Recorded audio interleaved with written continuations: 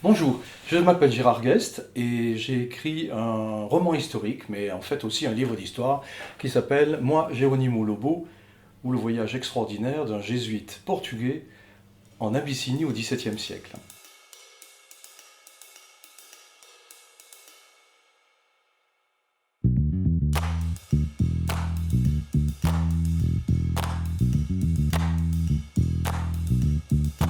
Alors, c'est important de commencer par là, ce n'est pas un roman historique de plus, ce voyage extraordinaire de Geronimo Lobo. C'est d'abord, avant tout, une histoire vraie, parce que c'est un jésuite qui est parti comme beaucoup d'autres, au XVIe, au XVIIe siècle, de par le monde. Et on connaît la présence jésuite en Amérique latine, par exemple, ou en Chine aussi.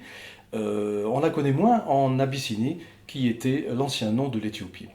Alors c'est donc une époque extraordinaire, c'est une époque héroïque où l'Europe élargit ses frontières vers toutes les frontières de la planète pour des aventures nouvelles et inédites pour cette Europe qui est en soif de rêves, mais aussi en soif de nouveaux produits, comme les porcelaines chinoises, comme les indiennes, qui viennent, comme son nom l'indique, d'Inde, mais aussi pour exporter sa raison et puis sa religion chrétienne.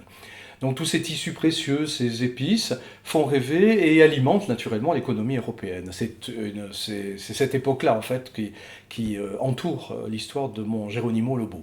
C'est donc une histoire vraie, puisque Geronimo Lobo est un jésuite portugais qui est né à Lisbonne et qui va partir donc en Éthiopie à l'âge de 25 ans, au tout début du XVIIe siècle.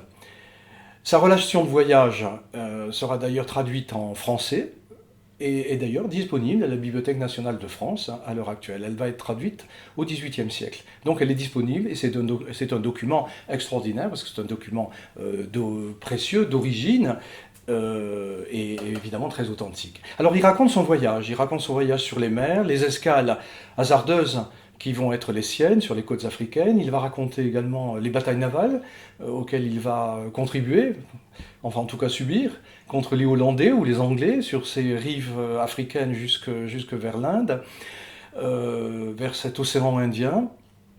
Il va raconter aussi, par exemple, ce qu'est cette ville de Goa, que l'on appelait jadis la Rome de l'Orient, et qui est une ville importante à l'heure actuelle d'ailleurs, puisqu'elle compte 1 million d'habitants, mais qu'il était aussi à l'époque, puisque c'était la base arrière de toute la présence occidentale venus en Inde avant de partir, notamment en Chine, comme l'a fait Saint François Xavier à partir de Goa. Donc une description passionnante parce que très inédite de cet univers économique, religieux et ethnique qui est d'une très grande richesse. Alors il va raconter aussi ses rencontres avec ces peuples africains, notamment lorsqu'il va essayer de contourner la mer Rouge pour passer par le nord, par le sud de l'Éthiopie, en passant par le Mozambique. Il va rencontrer des peuplades qui vont pour la première fois découvrir en lui le premier homme blanc, au point d'ailleurs qu'ils vont le faire mettre tout nu pour se rendre compte s'il est blanc partout. Donc voilà, ce sont des anecdotes qu'il raconte, et c'est ça la base de mon travail. Et puis bon, bien sûr, il finit par atteindre le lieu de sa mission, c'est-à-dire l'Éthiopie, pour sa mission religieuse et puis humanitaire. Il va rencontrer la cour de l'empereur, il va rencontrer l'empereur, il va s'émouvoir de la vie de ce peuple, qui est un peuple évidemment paysan, mais qui fait rêver toute l'Europe parce que c'est le pays qui s'appelle le pays du prêtre Jean, tel qu'on l'appelait au XVIIe siècle.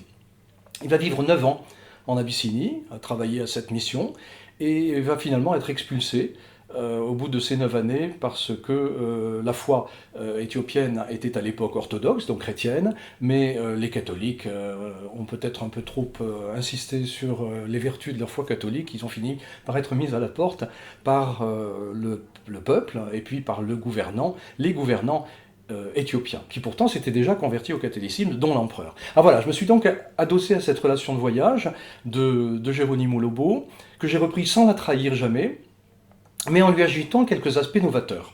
Alors ces apports novateurs tiennent en quelques points. Le premier, c'est l'apport de zoom historique que j'ai décidé de créer, puisque je suis historien, je suis diplômé d'histoire à l'université de Nice d'ailleurs, mais il y a plusieurs années, et donc j'ai décidé d'aider le lecteur pour que non seulement il découvre ce que je viens de raconter, cette relation de voyage, mais qu'en même temps il puisse être éclairé sur un certain nombre d'aspects qu'il n'imagine pas. Quelques exemples. D'abord, l'histoire de la conquête des mers par les Portugais. Alors, tout le monde connaît bien sûr Christophe Colomb, c'était les Espagnols, mais les Portugais, eux, avaient fait le choix de partir vers le sud de l'Afrique, contrairement à l'Espagne, qui, elle, s'était lancée vers l'Amérique latine. Donc, cette histoire de la conquête des mers, qui est une histoire absolument extraordinaire, et que j'essaie de refaire vivre, mais pas seulement sous l'angle géographique ou de la conquête maritime, mais aussi sous l'angle des différentes tensions politiques, économiques et religieuses qui agitaient ces régions-là à ces époques-là. Ensuite, j'ai fait par exemple un autre zoom, et rassurez-vous, il n'y a pas, je n'en citerai que 3 ou 4. Un autre zoom, c'est l'état des connaissances scientifiques de cette époque. Comment faisait-on pour naviguer alors qu'on n'avait bien sûr pas de GPS et qu'il fallait vivre avec des latitudes et des longitudes qui étaient difficilement établies parce qu'on n'avait pas non plus de montre suffisamment précise, par exemple. Donc je fais un état complet de la connaissance scientifique pour ces voyages. Un autre aspect qui me paraît intéressant, c'est un chapitre entier que j'ai consacré aux conditions de vie à bord. On n'imagine pas de nos jours, on ne peut absolument pas l'imaginer, quelle était l'horreur absolue de ces conditions de vie sur un bateau durant des semaines et des mois.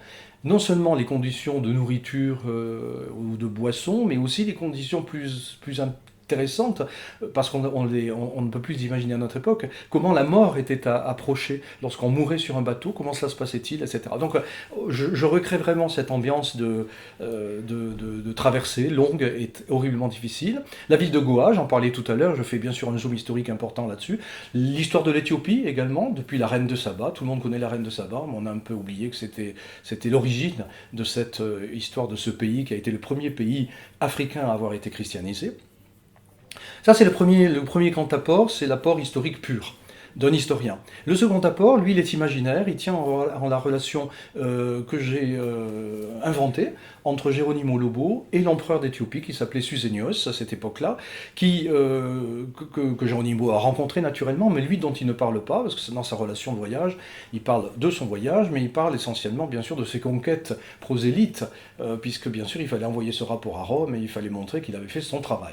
Donc il ne parle pas de ses relations humaines en quelque sorte, donc c'est là où je suis intervenu et je raconte, j'imagine, cette relation d'amitié qui se noue entre les deux, entre Lobo et l'empereur, qui me permet de développer toute une réflexion, une méditation, par le biais de ces échanges entre le prêtre et puis le souverain, sur leur rôle respectif par rapport à leur propre fonction, par rapport à leur développement humain, personnel, par rapport à leur positionnement dans leur époque. Donc ça, c'est ma création en quelque sorte, mais ça permet aussi d'intégrer dans ce roman de l'émotion, de la sensibilité et puis de l'humanisme.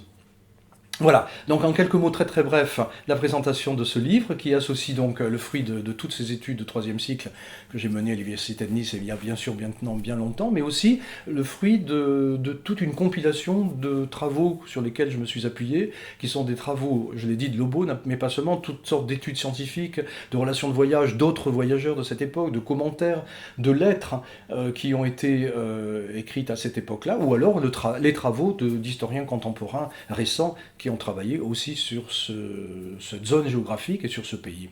Voilà, et puis donc de travail littéraire et puis de réflexion sur cette époque et puis les acteurs de cette époque. Voilà. Alors je vais conclure par une petite citation toute simple. C'est la revue Connaissance des Arts, que l'on connaît peut-être, hein, qui est une revue nationale, qui a fait paraître récemment un article sur mon livre et qui concluait, et je trouve que cette petite synthèse me convient bien, et qui disait: c'est un formidable récit d'aventure doublé d'une réflexion profondément humaniste. C'est cela, en fait, le Geronimo Lobo en Éthiopie. Voilà, j'espère vous avoir donné envie de lire ce livre et puis de voyager dans l'espace et dans le temps. C'est ce qu'il propose.